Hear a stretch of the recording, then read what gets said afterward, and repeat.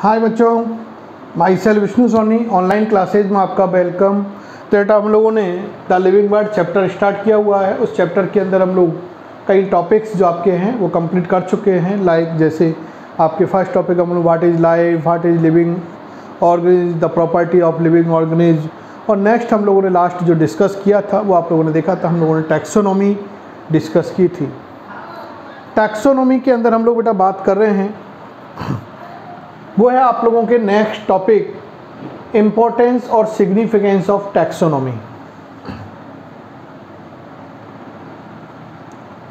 Importance of taxonomy.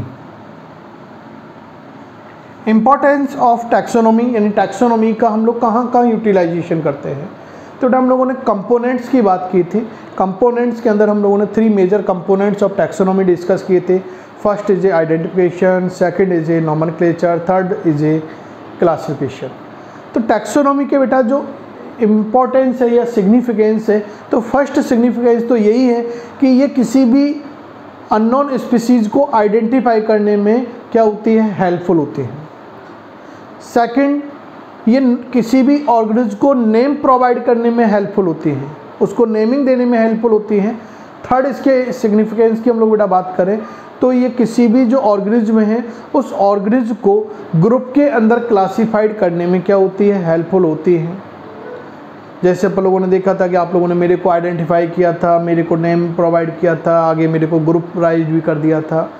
तो ये हम लोगों ने देखे थे। इस तरह से टैक्सोनॉमी प्लांट और एनिमल को डिफरेंट ग्रुप्स के अंदर, जैसे किस फाइलम के अंदर इसको इंक्लूड किया जाना चाहिए, किस डिवीज़न के अंदर इस प्लांट को इंक्लूड किया जाना चाहिए, किस फैमिली के अंदर इसको मेंशन करना चाहिए, इधर किस आप लोगों के ऑर्डर के अंदर इसको प्लेस्ड करना चाहिए। डिफरेंट ग्रुप के अंदर इसको टैक्सोन के अंदर हम लोग इंक्लूड कर सकते हैं। आगे बेटा जो टैक्सोनॉमी है, इस टैक्सोनॉमी का नेक्स्ट सिग्निफिकेंस अपन लोग देख सकते हैं कि टैक्सोनॉमी का जो सिग्निफिकेंस है कि हमारी जो लेबोरेटरीज़ होती हैं, स्कूल लेवल पर लेबोरेटरीज़ की बात करें, रिसर्च लेबोरेटरीज़ की बात करें, तो जो लेबोरेटरीज़ होती हैं उन लेबोरेटरीज़ को जो मटेरियल सप्लाई करने का यानी मटेरियल प्रोवाइड करने में भी हेल्पफुल होती हैं। वहाँ जो हमें इन्वेस्टिगेशन करने के लिए जो हमें क्या चाहिए, मटेरियल चाहिए। सपोज करो आपको साइकस के प्लांट के लीफ के बारे में डिस्कशन करना है, तो साइकस के प्लांट के लीफ को टैक्सोनॉमिकल जो मटेरियल ही तो है ये, तो उसको साइकस के प्लांट को आइडेंटिफाई करेंगे, वहाँ से उसके लीफ को सेपरेट करेंगे। सेपरेट करने के आफ्टर उसको हम लोग लेबोरेटरी तक सप्लाई करते हैं और लेबोरेटरीज के अंदर उसका हम लोग इन्वेस्टिगेशन करते हैं। तो ये सफिशिएंट हमें मटेरियल प्रोवाइड करने में भी हेल्पफुल होती हैं। नेक्स्ट यदि देखें तो जो रिसर्चर्स होते हैं उन रिसर्चर्स के लिए भी ये यूज़फुल होती हैं, क्योंकि रिसर्चर को different varieties, different genus, different order के मेंबरों की रिक्वायरमेंट होती है अपनी स्टडी करने के लिए, कंपैरेटिव स्टडी करने के लिए उसे रिक्वायरमेंट होती है। तो उसके लिए भी ये क्या करती है, मटेरियल प्रोवाइड करती है, इंफॉर्मेशन प्रोवाइड करने में हेल्पफुल होती है। तो रिसर्चर के लिए भी ये हेल्पफुल होती है। नेक्स्ट बात करें हम लोग बेटा, हम लोगों के लिए जो फूड्स प्रोडक्ट जो हमारे पास आते हैं, सपोज करो अपन लोग बात कर रहे हैं कि राइस, तो राइस की कौन सी वैरायटी बेस्ट वैरायटी होती है, या अपन लोग सपोज करो कि ट्री कोई से भी किसी प्लांट, जैसे अपन लोग बात करें मैंगो का प्लांट है, तो मैंगो का जो प्लांट है बेटा, तो मैंगो के प्लांट के कौन से पार्ट को हम लोग एडिबल पार्ट के फॉर्म में यूज करते हैं, क्या इसके अदर और सिग्निफिकेंस है। तो इस तरह से ये हम लोगों को फूड सोर्स मटेरियल भी प्रोवाइड करने में क्या होती है, हेल्पफुल होती है। नेक्स्ट टैक्सोनॉमी के नेक्स्ट सिग्निफिकेंस की हम लोग बेटा बात करें तो जो इकोलॉजिकल स्टडी होती है, व्हाट इज इकोलॉजी, आप लोगों ने 10th तक शायद देखी होगी। इकोलॉजी होती है बेटा, आप 12th के अंदर भी डिस्कस करोगे कि जो लिविंग्स होते हैं उन लिविंग्स का अपने एनवायरनमेंट के साथ जो रिलेशनशिप होता है, living and it's environment relationship के बारे में स्टडी हम लोग जिस ब्रांच में करते हैं, it is known as ecology. तो इकोलॉजिकल स्टडी में भी ये हेल्पफुल होती है। नेक्स्ट, ये टूरिस्ट प्लेस में भी हेल्पफुल होती है।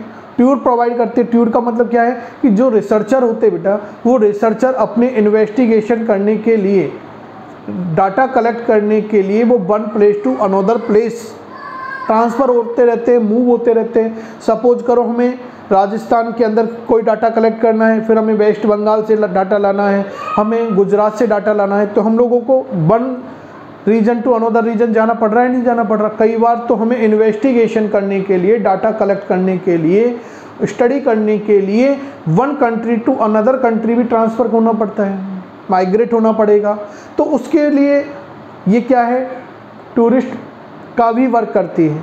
नेक्स्ट यदि अपन लोग और भी इसके सिग्निफिकेंस की बात करना चाहें तो बेटा ये हमें अट्रैक्टिव भी होती है।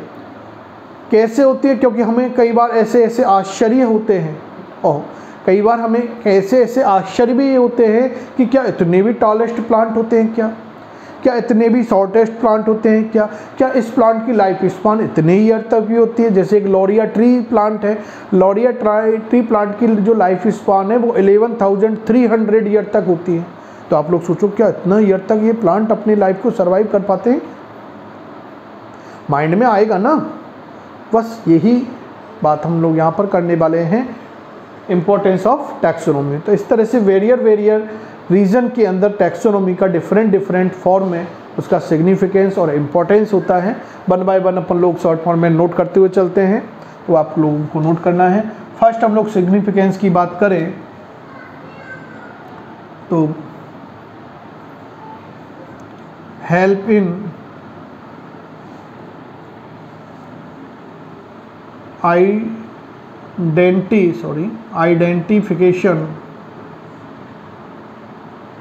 identification of organisms. Next, help in providing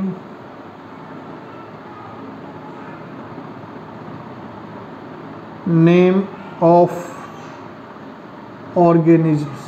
और नेम भी जो प्रोवाइड किए जाते हैं बेटा वो साइंटिफिक नेम है। क्या होते हैं साइंटिफिक नेम, आगे हम लोग टॉपिक डिस्कस करेंगे। नेक्स्ट, हेल्प इन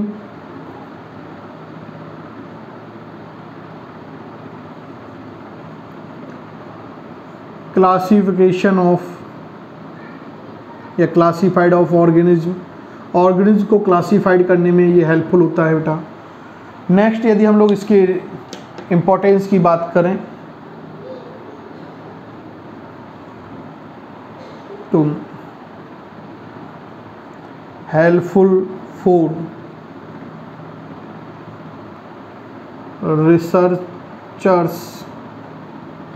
रिसर्चर्स के लिए इम्पोर्टेंट होती है। Next, help in ecological study. Next बेटा, प्रोवाइड जॉब्स। ये जॉब्स भी प्रोवाइड करती हैं।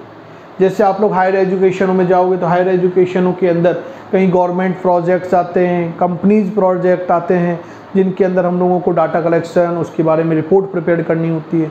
तो इस तरह से वेरियर हम लोग टैक्सोनॉमी का जो फील्ड है वो हमें टैक्सोनॉमिकल जॉब भी प्रोवाइड कराने में हेल्पफुल होता है। तो प्रोवाइड जॉब्स। नेक्स्ट, यदि हम लोग बात करें तो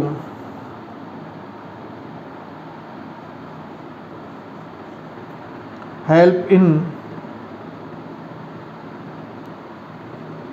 स्टडी ऑफ डाइवर्सिटी, क्योंकि यूनिटी है, डाइवर्सिटी की स्टडी में भी ये हेल्पफुल होता है। नेक्स्ट, यदि हम लोग देखना चाहें तो हेल्प इन एवोल्यूशन में भी हेल्पफुल होता है बेटा। नेक्स्ट, यदि हम लोग बात करना चाहें तो ये प्रोवाइड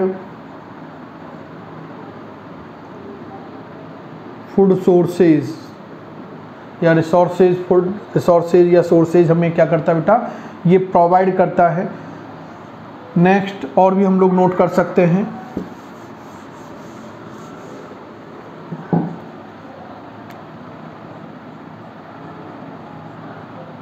इट्स प्रोवाइड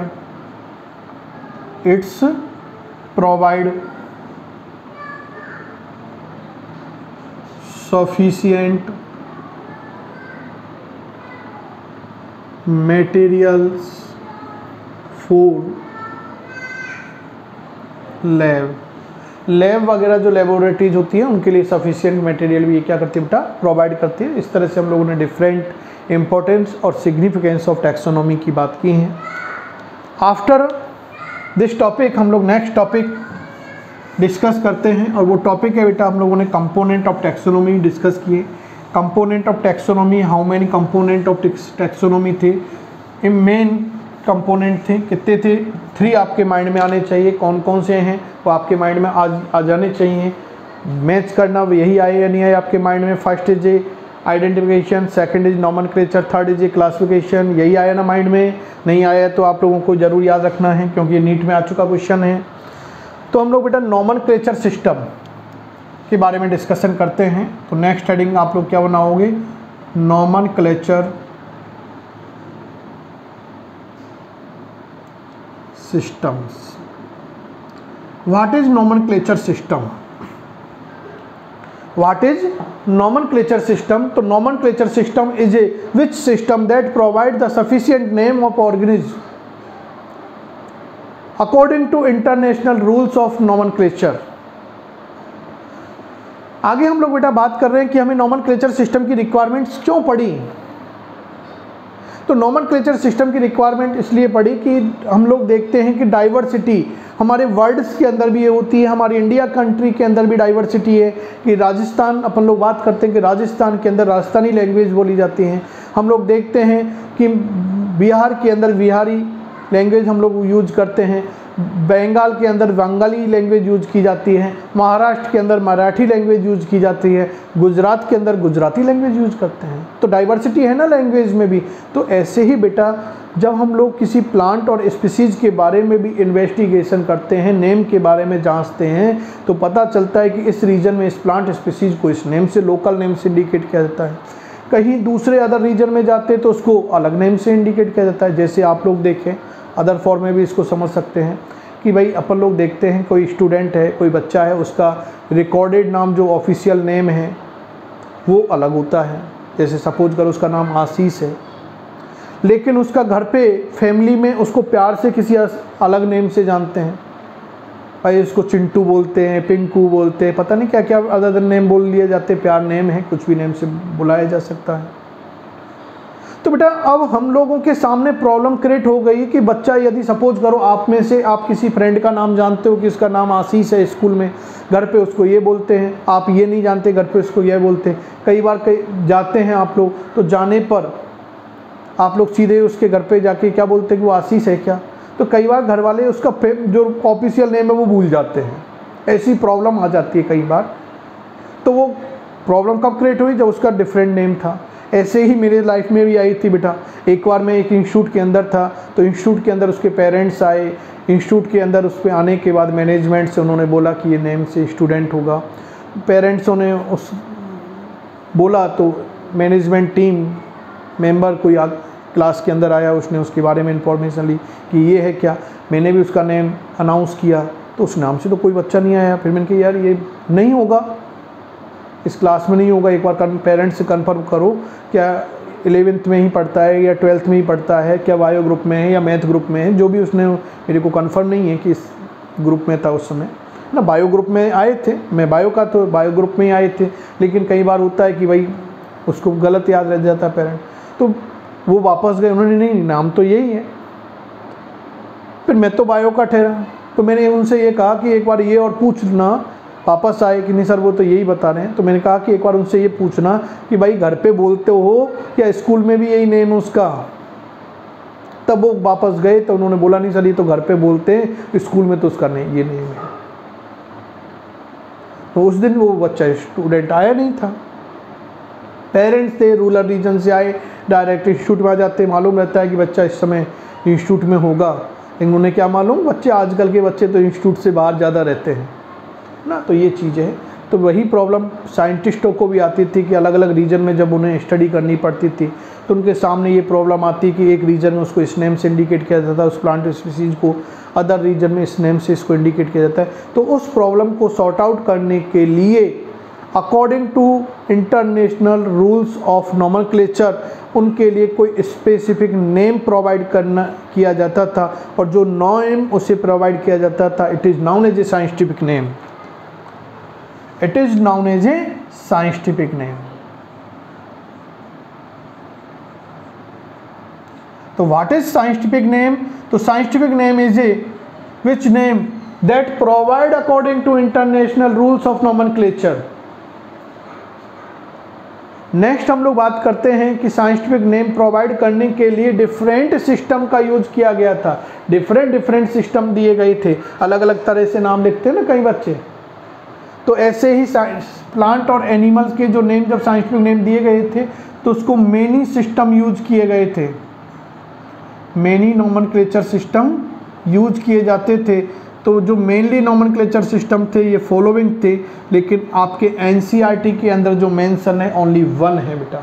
लेकिन समझने के लिए वेस्ट टू वेस्ट टॉपिक को क्लियर करने के लिए हमें इन तीनों ही नॉमेनक्लेचर सिस्टम को समझना होगा, तब जाके कॉन्फिडेंस हमारे अंदर आएगा, मेरे अंदर भी आएगा और आपके अंदर भी आएगा कि मेरा अब बच्चा यहाँ से आने वाले क्वेश्चन को अब रॉन्ग नहीं कर सकता। तो उसके लिए मैं इन तीनों सिस्टमों के ऊपर जाना पड़ेगा, नहीं तो अकॉर्डिंग एनसीईआरटी हम लोग चलते तो डायरेक्ट बायोनॉमिकल नॉमेनक्लेचर सिस्टम को डिस्कस करते हैं। लेकिन हमें 1 बाय 1 समझना होगा, तभी हम लोग बेस्ट से बेस्ट दे सकते हैं। तो मेनी सिस्टम दिए गए थे। First is known as a polynomial system, second is a binomial system, और third is a trinomial system. Third is a trinomial system. क्या है बेटा पॉलिनोमियल सिस्टम? आप लोग समझ चुके होंगे थोड़ा बहुत तो, माइंड में ही टर्म बोल रही है। पॉली यानी मोर देन 2, नोमियन यानी नेम, सिस्टम यानी एक सिस्टम होता है, तरीका है साइंटिफिक नेम देने का, जिसके अंदर किसी भी प्लांट स्पीसीज, किसी भी एनिमल स्पीसीज का जब भी साइंटिफिक नेम दिए जाते हैं तो साइंटिफिक नेम में मोर देन 2 नेम होते हैं। बाकी की अगर बात करें तो ये सिस्टम आगे चल के इनवैलिड हो गई थी। स्टार्टिंग में इसको वैलिड किया गया था, लेकिन आगे ये यूजफुल नहीं हुई थी। जैसे इसको समझने के लिए अपन लोग बेटा देखें, हमारे इंडिया के अंदर राष्ट्रपति थे, आप लोगों ने नाम सुना है, एपीजे अब्दुल कलाम साहब। तो एपीजे अब्दुल कलाम साहब का नेम यदि देखें तो उनका नेम शॉर्ट में तो एपीजे अब्दुल कलाम है, लेकिन एपीजे की फुल फॉर्म देखें तो लेंथ ही होगा ही नहीं होगा। तो ऐसे नेम को याद रखना हमारे पास बहुत डिफ़िकल्ट वर्क होता है। आप लोगों में से कई बच्चों को हो सकता है याद नहीं हो एपीजे अब्दुल कलाम साहब का पूरा नेम। तो यही प्रॉब्लम साइंटिस्टों के सामने भी आई कि ऐसे लेंथी नामों को कैसे हम लोग याद रखेंगे, कैसे वहाँ पर लोकल पर्सन याद रखेगा, कैसे उनको मेंशन करेंगे। तो हमें बहुत सारी प्रॉब्लम आगे क्रिएट होंगी, तो आगे चल के ये सिस्टम इनवैलिड होगी। तो केवल हमें समझना था, इसलिए इस पॉलिनोमेनक्लेचर सिस्टम को हम लोगों ने ऐड किया है कि साइंटिफिक नेम देने के लिए पहले एक ऐसी सिस्टम प्रपोज की गई थी जिसके अंदर साइंटिफिक नेम देते टाइम पे मोर देन 2 नेम उसके अंदर इंक्लूड्स होते हैं। आफ्टर हमारे पास बेटा आती है binomial system. What is binomial system? तो binomial system is a scientific और well known nomenclature system. Important system है। First of all this system proposed by, first of all this system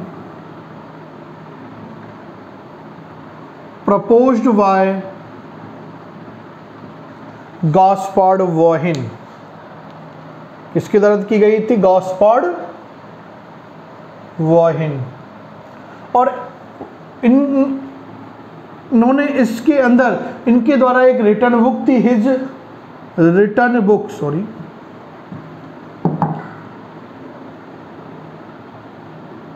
his written book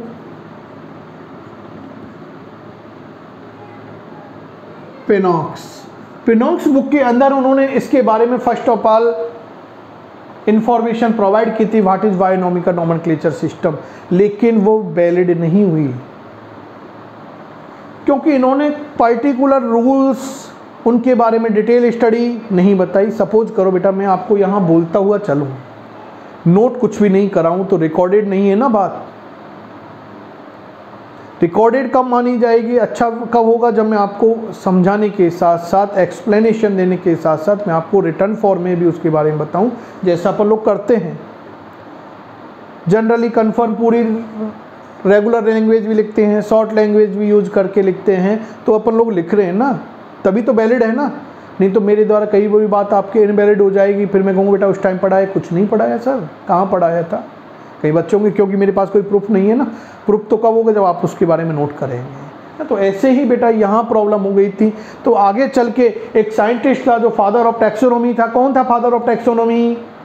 Carolus Linnaeus. तो Carolus Linnaeus is the father of binomial nomenclature system और founder of binomial nomenclature system.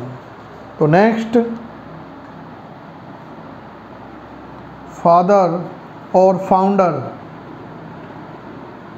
Of binomial या binomial nomenclature system is Linnaeus.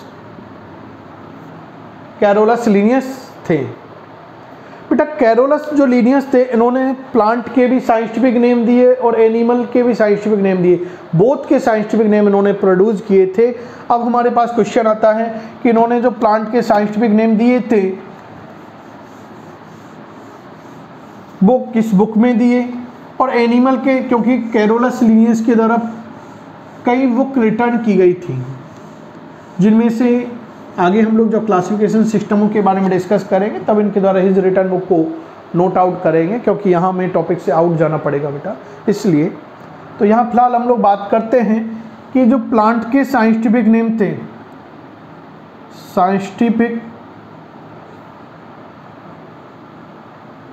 Name of plant जो produce किए थे वो Carolus Linnaeus ने किए, लेकिन his book return book species plantarum में दिए। किसमें दिए थे? Species plantarum. स्पीसीज प्लांटेरम नामक बुक के अंदर दिए, और इस बुक का पब्लिकेशन कब किया गया था? 1 मई 1753।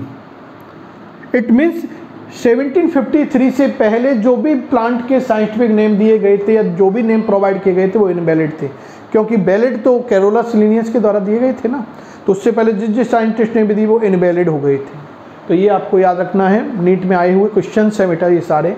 बहुत अच्छा टॉपिक चल रहा है, क्योंकि हम लोगों ने देखा है कि 1 या 2 क्वेश्चन जनरली एवरी ईयर यहाँ से पुटअप होता है, और कई जगह नोमेनक्लेचर सिस्टम आपके यूजफुल होगी। आफ्टर बेटा हमारे पास आता है कि प्लांट के साथ एनिमल के भी साइंटिफिक नेम प्रोवाइड किए गए थे। साइंटिफिक नेम ऑफ एनिमल्स, तो साइंटिफिक नेम ऑफ एनिमल्स जो प्रोवाइड किए गए थे अपनी कैरोलस लीनियस ने his written book Systema नेचुरी,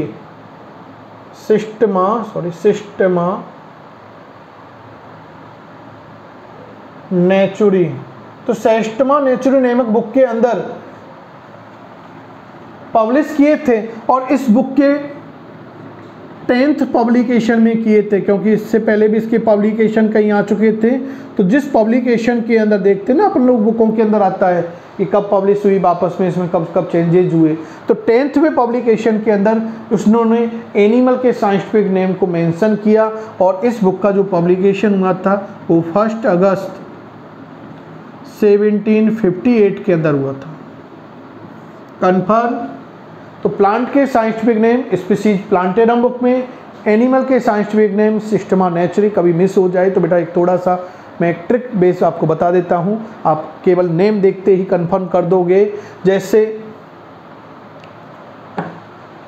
plantarum, plantarum में बेटा आपके पास आ रहा है प्लांट, तो प्लांट सिस्टमा नेचुरी, तो देखो सिस्टमा नेचुरी, तो सिस्टम हम लोग देखते हैं कि ह्यूमन बॉडी के अंदर, आप लोगों ने ह्यूमन फिजियोलॉजी के बारे में देखा होगा, तो ह्यूमन फिजियोलॉजी के अंदर डिफरेंट काइंड ऑफ सिस्टम होते हैं, like digestive system, respiratory system, circulatory system, endocrine system, skeleton system, sensory system, different reproductive system. तो डिफरेंट सिस्टम बॉडी के अंदर प्रेजेंट होते हैं। तो ये होते किसमें? प्लांट में, एनिमल में? एनिमल में होते हैं ना। ऐसा तो नहीं देखा कभी कि डाइजेस्टिव सिस्टम प्लांट में होता है। हाँ, प्लांट के अंदर डाइजेस्टिव ग्लैंड जरूर होती है, लेकिन डाइजेस्टिव सिस्टम नहीं होता। रेस्पिरेशन प्लांट करते हैं, लेकिन रेस्पिरेटरी सिस्टम नहीं होता। तो वह हम लोग याद रखना है, सिस्टम से एनिमल याद हो जाएगा, कन्फर्म। आगे हम लोग बेटा बात करते हैं नेक्स्ट, कि जो प्लांट के लिए जो साइंटिफिक नेम देने के लिए जो एक नोमेनक्लेचर यूनियन थी, वो कौन सी थी? ICVN। ICVN प्लांट के साइंटिफिक नेम देती थी, और एनिमल के जो साइंटिफिक नेम देती थी बेटा ICZN देती थी। फुल फॉर्म क्या है? International code of botanical nomenclature. केवल यहाँ चेंज क्या करना है? बॉटनिकल के रिप्लेस जूलॉजिकल आएगा, तो international code of zoological nomenclature. Clear? आगे भी बेटा कई अदर भी आती हैं, जैसे मैं यहाँ मेंशन कर देता हूँ, थोड़ा सा आउट ऑफ क्वेश्चन आ जाए तो थोड़ा सा याद रखना है। ICNB, क्योंकि ICVN और ICNB में डिफरेंस है। तो क्या है? ये बैक्टीरियल नोमेनक्लेचर है, international code nomenclature of bacteria. Like next आपके भी आती है बेटा ICNB या ICBN भी, यहाँ इस पे तो यूज कर सकते हैं ICBN, क्योंकि इस B में और इस B में डिफरेंस है। तो ये आपके क्या हैं? International code of viral nomenclature. खूब चल रहा है ना, कोविड वायरस ही तो है ना, तो वायरस के बारे में जो नोमेनक्लेचर सिस्टम आती है, सेकंड चैप्टर में भी आपके वायरस इंक्लूड है, तो वहाँ डिस्कस करेंगे। तो जब वायरस का नोमेनक्लेचर देते हैं तो उसके लिए ICVN का यूज होता है, तो इसके अकॉर्डिंग दिए जाते हैं। क्लियर बेटा? नेक्स्ट हम लोग बात करते हैं कि जो ICVN थी, प्लांट के लिए जो साइंटिफिक नेम प्रोवाइड करने वाली ICVN थी, ये कब फॉलो हुई, लागू कब से हुई? तो याद रखना है ICVN 1961। कब हुई थी? 1961 के अंदर ये लागू हुई थी, इसको फॉलो करने लगे थे। आगे है बेटा हम लोग बात करते हैं, वो है आप लोगों के नेक्स्ट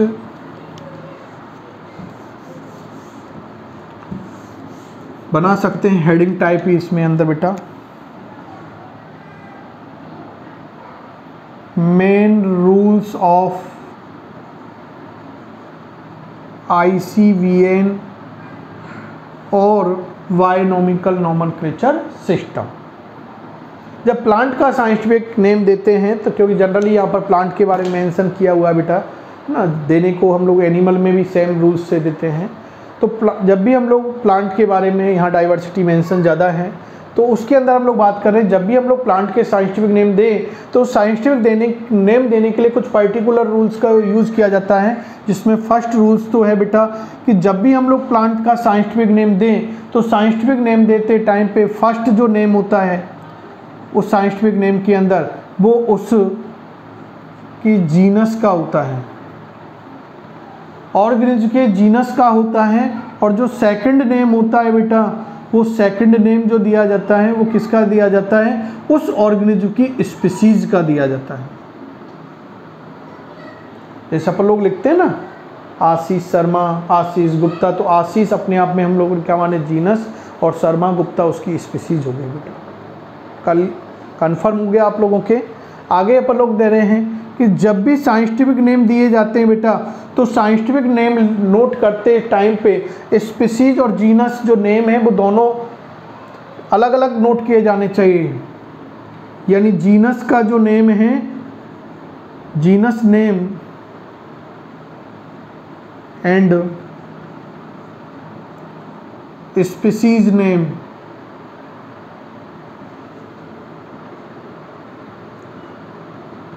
सेपरेट नोट किए जाने चाहिए, सेपरेटेड होने चाहिए। इट मीन्स जीनस के नेम और स्पीसीज के नेम के बिटवीन बेटा स्पेस होना चाहिए।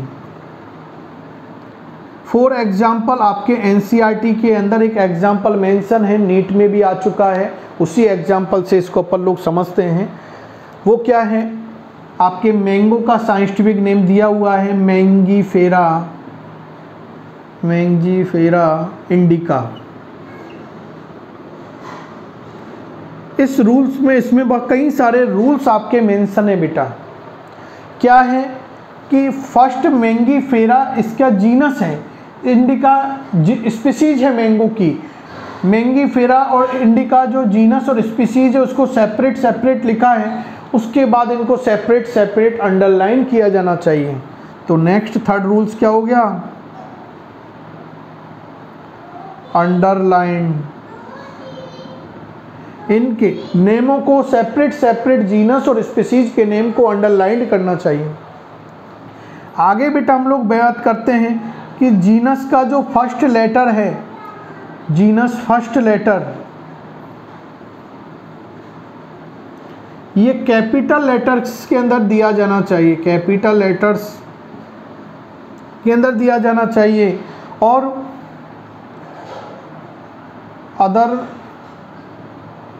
लेटर्स विद स्पीसीज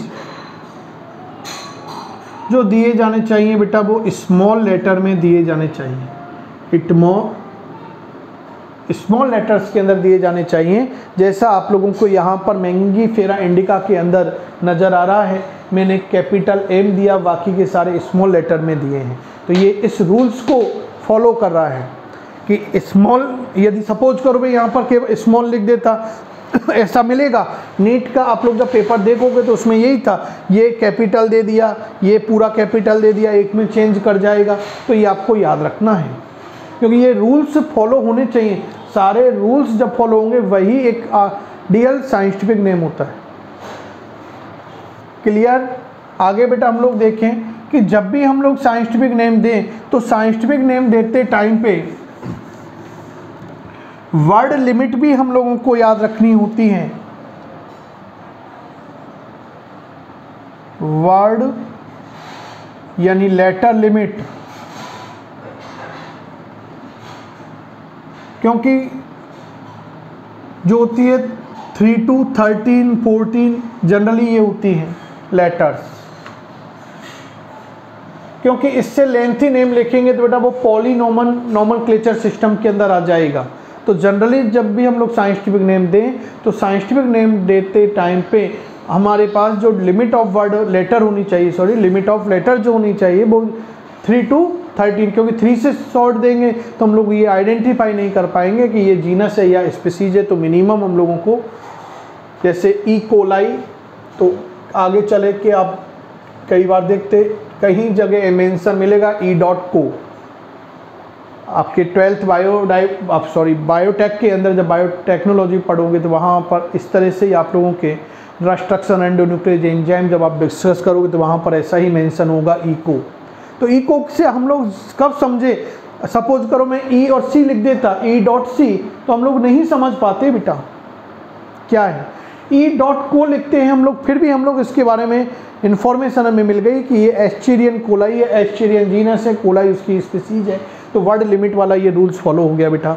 नेक्स्ट यदि हम लोग 6 नंबर के रूल्स की बात करें तो वो रूल्स है कि जिस साइंटिस्ट ने इस नेम को प्रोवाइड किया है या जिस साइंटिस्ट के द्वारा दिया गया ये नेम जो वैलिड है, उस साइंटिस्ट का नेम भी हमें स्पीसीज नेम के बाद में ऐड करना चाहिए। तो next point, name of scientist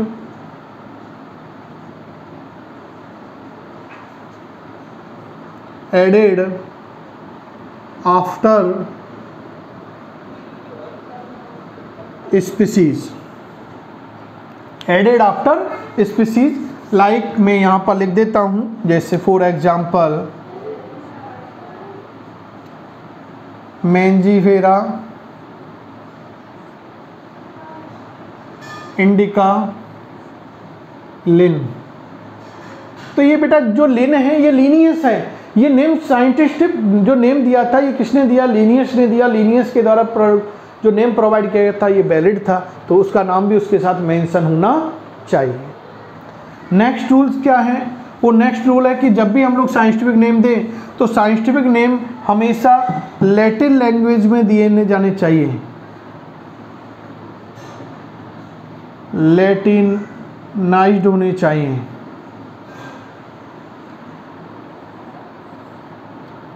अगला है टोटोनम्स। बेटा टोटोनम्स जो होते हैं वो प्लांट्स के अंदर इनवैलिड होते हैं, 4 प्लांट्स इनवैलिड होते हैं और 4 एनिमल्स, एनिमल के अंदर ये जो नेम होते हैं टोटोनम नेम ये वैलिड होते हैं। क्वेश्चन आएगा सर व्हाट इज टोटोनम, तो टोटोनम होता है बेटा कि जब स्पीसीज और जीनस बोथ का name, genus and species both का नेम क्या हो, सिमिलर हो। जैसे कई बार देखते हैं ना किसी गर्ल्स का नाम मीना, कास्ट होती है मीना भी और मीना उसका नेम भी है, तो ये क्लियरफाई नहीं कर पा रहे कि मीना कौन सी तो उसका नेम है और कौन सी उसकी स्पीसीज का नेम है। तो ऐसा बेटा एनिमल्स में होता है, सम एनिमल्स के अंदर टोटोनेम वैलिड होते हैं, प्लांट्स के अंदर टोटोनेम वैलिड नहीं होते। फॉर एग्जांपल रेटस, नाजा, गजेला, ये आपके कुछ साइंटिफिक नेम हैं। जैसे फॉर एग्जांपल रेटस, नाजा, तो ये डिफरेंट साइंटिफिक नेम जो होते हैं ये एनिमल के अंदर टोटोनम वैलिड होते हैं। आगे भी एक चीज़ होती है कि जब भी हम लोग न्यू प्लांट स्पीसीज जो डिस्कवर्ड होती है वो न्यू प्लांट स्पीसीज को हमेशा कहाँ पर प्लेस्ड रखना चाहिए, हर्बेरियम के अंदर। तो न्यू डिस्कवर्ड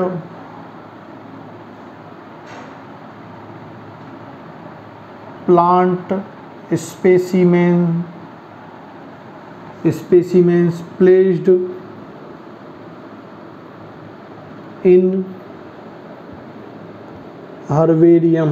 क्या होगा, व्हाट इज हर्बेरियम, आगे हमारे पास टॉपिक आएगा वो हम लोग डिस्कस करेंगे बेटा हर्बेरियम के अंदर। तो इस तरह से हम लोगों ने सम रूल्स ऑफ ISBN या बायोनॉमिकल नोमेनक्लेचर क्लियर किए हैं। आई होप कि आपके यहाँ तक ये रूल्स क्लियर हुए होंगे। नेक्स्ट इसके आफ्टर बेटा हमारे पास अदर 3rd नंबर की जो नोमेनक्लेचर सिस्टम्स हैं वो आपके हैं ट्राइनोमिकल नोमेनक्लेचर सिस्टम। तो नेक्स्ट इसके आफ्टर आप लोग क्या बनाओगे बेटा, 3rd ट्राइनोमियल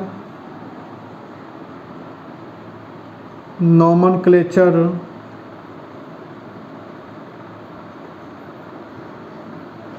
सिस्टम। इसमें बेसिक बातें हैं बेटा वही बायोनॉमिकल नोमेनक्लेचर से रिलेटेड हैं, कुछ स्पेसिफिक पॉइंट है वही आपको याद रखने हैं कि एक तो ये सिस्टम जो प्रपोज्ड की थी वो हक्सले और स्ट्रकलैंड साइंटिस्ट ने की थी। Next point, proposed by this nomenclature system, proposed by Huxley and स्ट्रकलैंड।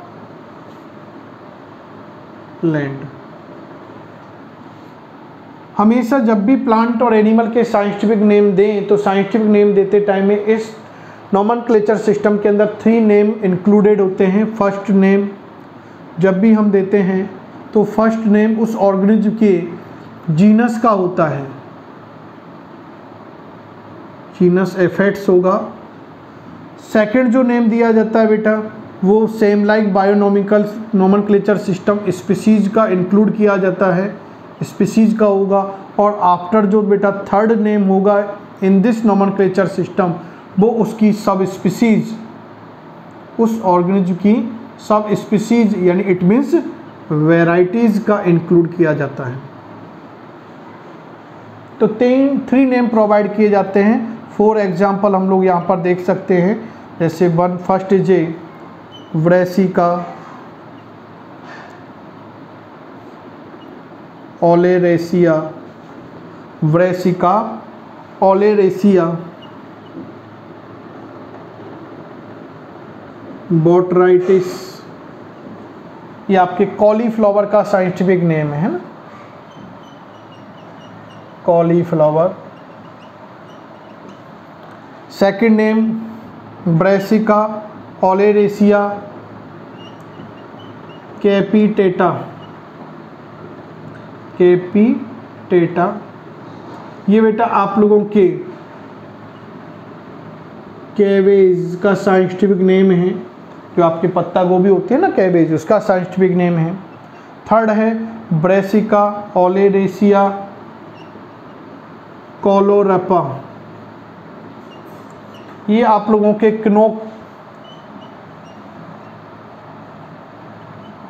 क्नोल खोल का साइंटिफिक नेम है, जो गांठ गोभी होती है उसका।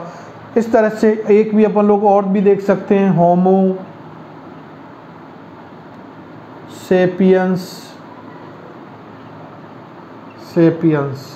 ये मॉडर्न मैन जो है,